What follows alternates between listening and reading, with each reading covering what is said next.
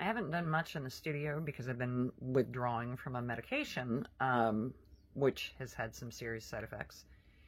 And so today, I don't know how far I'm going to get on this, but I am going to be altering a ring mandrel to be held by a vice grip so that I can use the ring mandrel in the vice grip. And I'll show you what I'm doing. Okay. Here is the sacrificial ring mandrel that I'm going to be using. And I'm going to like zoom you guys out just a little bit. This ring mandrel here, I don't want to use. And the reason being is because the numbers, the size numbers on this are really deeply ingrained. It's got this flat wedge here that I use as a guide sometimes. And so this one I really do not want to alter in any way.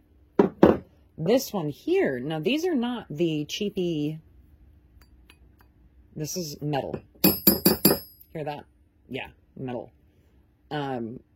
At Harbor Freight, I think you can get this as well as the cheapy $20 one, which is like a soft pot metal. Those dent, scratch, gouge easily. They're great for just light shaping. These are the ones that you want to get. These are anywhere from, I think, 60s, like the cheapest I've found them, all the way up to, I don't know, a couple of $100, you know, for a little bit more in-depth one. This one's made by PP. Not joking. PP? P-E-P-E? Gosh. Why would you name a company that way? You can see there's some marring on this. And so even though this is like a hard metal, there's still some marring on this. And so, it still, you know, takes beats and stuff, and that will transfer onto your silver when you're working with your silver and shaping your piece.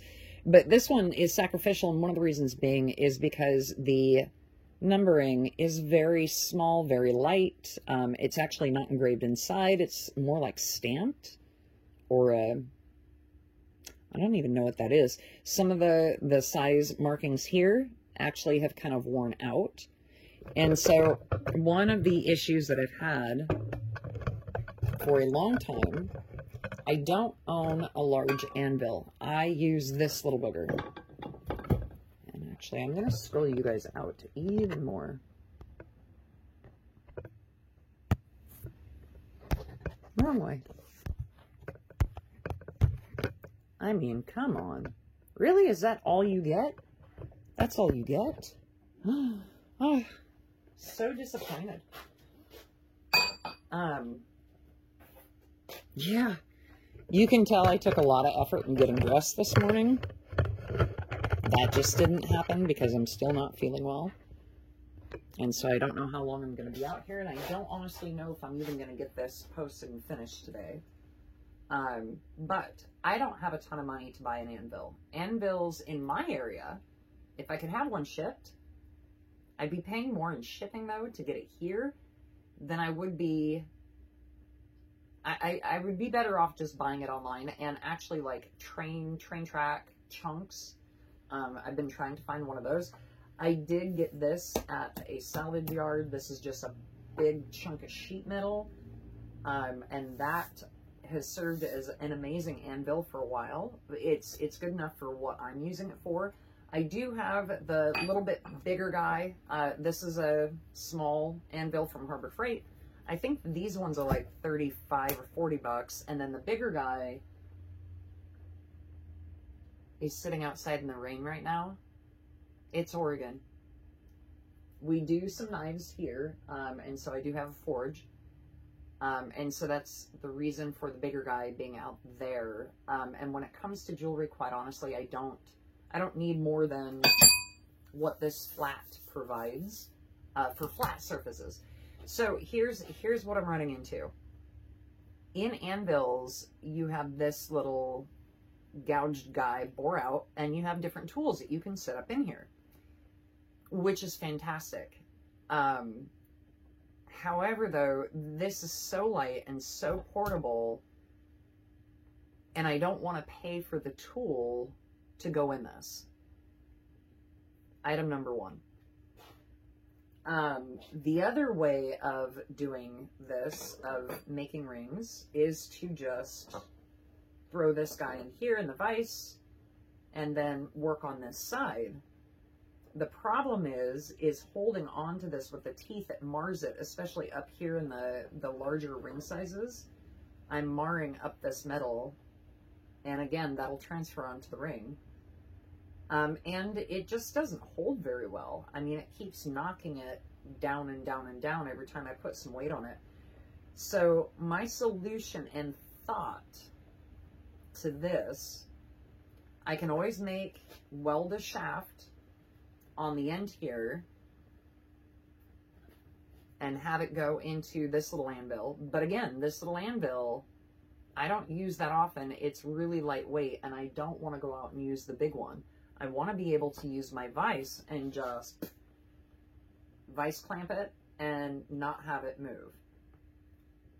Easy solution. I'm going to weld me a little bar that comes off of this, off the end. And that will be, and actually I might do 2 bars. I might do one that's longer and one that's shorter. And the reason being, even though I'm not going to use this one, if I get a bigger anvil here, I could still use this. I will square out the bottom of it, and I could still use this to hold this tool. I could also use a different anvil if I get a bigger anvil, and if it's a little square, if these dimensions are all identical, which I think there is a common size for these squares. So I think I'm in luck there. And then also it'll give me 2 bars to hold on to in here so that it won't twist or turn with just the 1 bar. So that is my chore or duty for today. That is what I would like to get done. I don't know if it's going to get done. We shall see. Okie doke. I found some just generic round rod, solid. I don't know what size this is. I should probably measure it, but I do think it's not too far off from the little square. So when it comes right down to it, grinding off the material is not going to be super hard to do. And I just marked, this will be the 1 bar. That's probably a little too long though. I don't want something too long and I don't want something too short. So I'm going to cut on this side of the line and cut right there. And so these will be my 2 bars.